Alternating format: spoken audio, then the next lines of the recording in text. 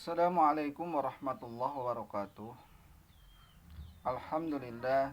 Wassalatu wassalamu ala rasulillah Sayyidina Muhammadin bi abdillah wa ala alihi wa ashabihi wa mawala amma ba'd. Hadirin kaum muslimin rahimakumullah. Dina surat Al-Baqarah ayat 30 dugi ka 32.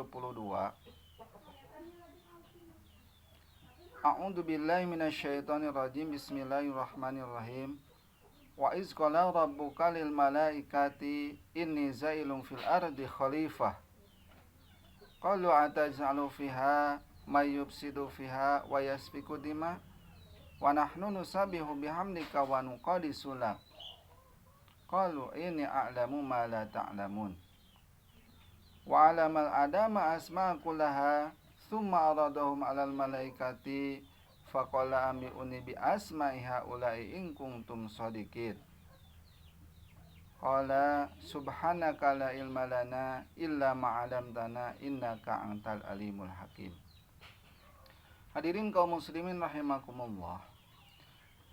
Anu hartosna dina ayat ieu teh wa iz qala rabbuka lil malaikati dina nalika Allah ngadawuh ka para malaikat ini zailun fil ardi khalifah, sanyana kaula bakal ngajadikeun manusia sebagai khalifah. Qala ataj'alu fiha Gusti, nah Gusti bade ngadamel ngajantenkeun manusia sebagai khalifah, mayupsidu fiha anu baris ngocorkeun getih, wayaspiku dima jeung anu bakal nimbulkeun karuksakan. Wa nahnu nusabbihu bihamdika wa nuqaddisu lak, padahal abdi ngamaha sucikeun Gusti, kumuji sareng ngamulyakeun Gusti. Qala ini a'lamu ma la ta'lamun, maka timbalan Allah kaula leuwih nyaho kana perkara anu henteu dipika nyaho ku anjeun. Wa 'alamal adama asma kullaha, tuluy Allah maparinan ilmu ka Nabi Adam kana pirang-pirang asma. Summa aradahum asma kullaha nu aya di langit jeung di bumi. Summa aradahum alal malaikati, tuluy pintonkeun ka malaikat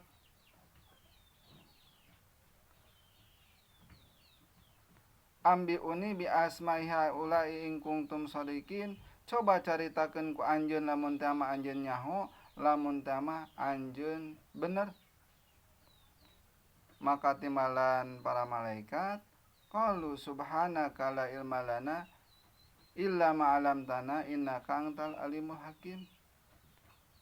Maha suci Gusti, subhanaka maha suci Gusti,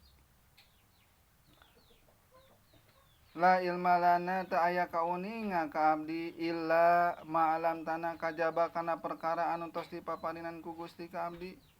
Innaka antal alimul hakim, sanyanyana Gusti anu maha mulya jeung Gusti anu maha bijaksana. Penjelasanana di dieu dina ayat ieu bahwasana memang manusia geus diciptakeun ku Allah pikeun jadi pamimpin di alam dunia ieu. Sok sanajan malaikat protes sabab manusia anu baris nyieun karuksakan jeung anu baris ngocorkeun getih, padahal mah malaikat mah leuwih hade ibadahna ngamaha sucikeun Gusti jeung ngamulyakeun Gusti. Tetapi dawuhan Allah, kaula leuwih nyaho kana perkara anu teu dipika nyaho ku anjeun. Kunaon sababna? Sabab Kangjeng Nabi Adam dipaparinan ilmu pengetahuan, anu mana langit, anu mana bumi, anu mana laut, anu mana gunung, anu mana awan, anu mana batu, anu mana binatang, sadayana nyaho. Wa adamal asma'a kullaha, summa aradahum, terus sadayana eta dipintonkeun diasongkeun ka malaikat. Qala ambi'uni bi asma'i in kuntum shadiqin, sok bejakeun ku anjeun, caritakeun ku anjeun lamun teh anjeun nyaho. Malaikat teh barisan ngajawab sabab teu terangeun, maka karumasaan subhanaka la ilma lana illa ma 'allamtana innaka antal alimul hakim. Maha suci Gusti teh aya kauninga ka abdi kajaba kana perkara anu geus dipaparinan ku Gusti ka abdi. Sanyana Gusti anu maha mulya jeung anu maha bijaksana.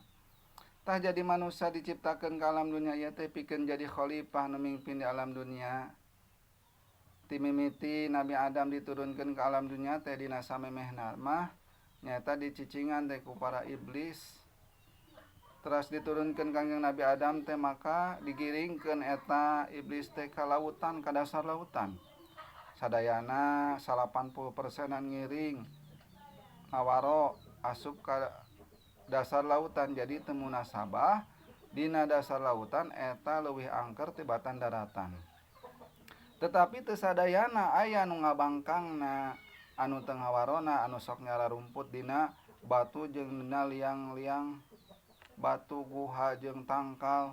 Tah ayeuna tepi ka ayeuna teh geus beranak pinak anu sok disebut naon siluman, dedemit, jin eta anu teu ngawarona. Anu ngawaro mah pararindah ka dasar lautan, jadi teu munasabah antara daratan jeung lautan teh eta angkeran keneh lautan. Tah sadayana makhluk eta nurut kajaba iblis jeung manuk anu kahasut ku eta iblis sehingga dicirian eta sehingga lauk anu kahasut ku iblis manehanana nurut ka iblis sehingga dicirian eta lauk teh teu diletahan. Tasakumna makhluk-makhlukna aya di alam dunia mah nurut, ngawaro, ngamulyakeun, narima kana manusia sebagai khalifah di alam dunia ieu. Hadirin kaum muslimin rahimakumullah. Geus jelas pisan bahwasana ti mimiti Kangjeng Nabi Adam diturunkeun ka alam dunia ieu teh nyaeta mulyana ku ilmu. Ilmu anu ngajadikeun mulyana hiji jalma. Maka kewajiban sebagai kaum muslim eta kudu tolab ilmu. Sesuai dawahanana talabul ilmi faridatun ala kulli muslimin wal muslimat. Ari tolab ilmu teh eta kewajiban kaum muslimin wal muslimat.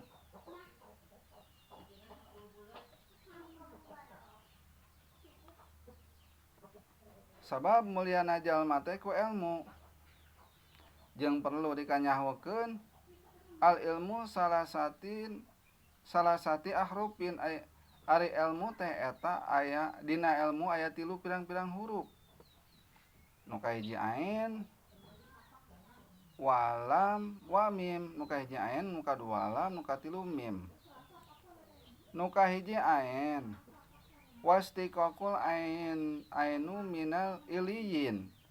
Nyokot eta ain tina lapat iliyin, hartina jalma anu nyucruk kana ilmu, anu belajar kana ilmu agama eta bakal ditempatkeun dina surga iliyin.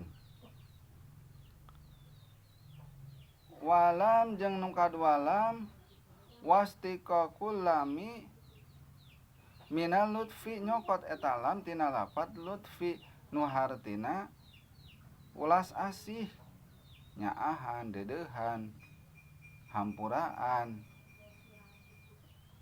rahmatan lil alamin. Maka lamun jalma anu ngaku berilmu tuluy seandaina ieu mah jore adat, gede amarah, babari ambek, eta lain jalma berilmu tetapi jalma bodoh. Sabab sajatina jalma berilmu mah kudu kasipatan lutfi teh nyaahan, dedeuhan, hampuraan, rahmatan lil alamin. Tuluy nu katilu nyaeta mim, wastiqaqul mimi minal mulki, nyokot eta mim tina lapat mulki nu hartina karajaan. Artina karajaan teh mulya, tut dimulyakeun. Jadi jalma anu belajar ilmu eta komo geus berhasil eta ilmu eta mulya tur dimulyakeun. cuman sok salah urang mahnya abong teh mah hirup di dunia urang sok ngamuliakeun teh sok serab teh ku dunia kaku jalma anu beunghar loba duit dihormat ucapanna didarenge leuwih diajenan keneh jalma nu loba duit daripada jalma nu loba elmuna tah di dunia mah saking ku bararodo teu ngararaji teh ya. Padahal anu jelas nyalametkeun mah ilmu sabab ari dunia mah henteu mulia kecuali eta dunia dipake ditasarupkeun di jalan Allah karak bisa nyalametkeun ari ilmu mah insyaallah nyalametkeun tapi sok sanajan kitu ge hayu urang anu berpikir ieu mah urang wajib tolab ilmu neangan ilmu anu manfaat utamana ilmu keur ngabedelkeun kana ibadah urang ilmu anu nyalametkeun keur urang utamana di dunia jeung di akhirat sabab teu boga ilmu mah urang cilaka ayeuna teu boga ilmu di dunia hirup di dunia urang ripuh sangsara ari bodoh mah tetapi